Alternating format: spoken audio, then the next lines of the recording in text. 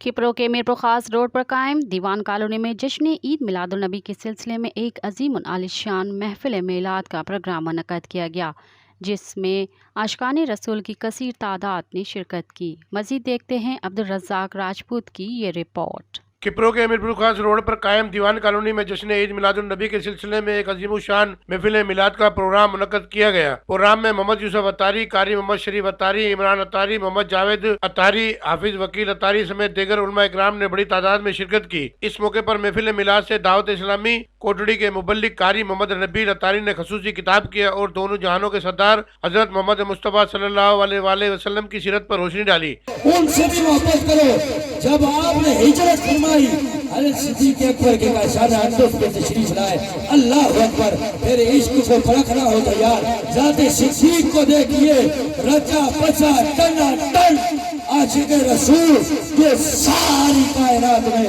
नबियों के बाद सबसे आला, सबसे मोतबर, सबसे मुअज़्ज़ज़, सबसे मुकर्रम है वो हज़रत सिद्दीक़ अकबर।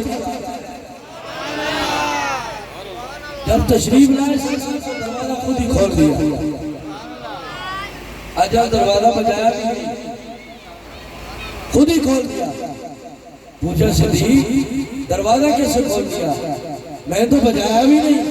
क्या तुम सोए नहीं रात की इस पैर भी?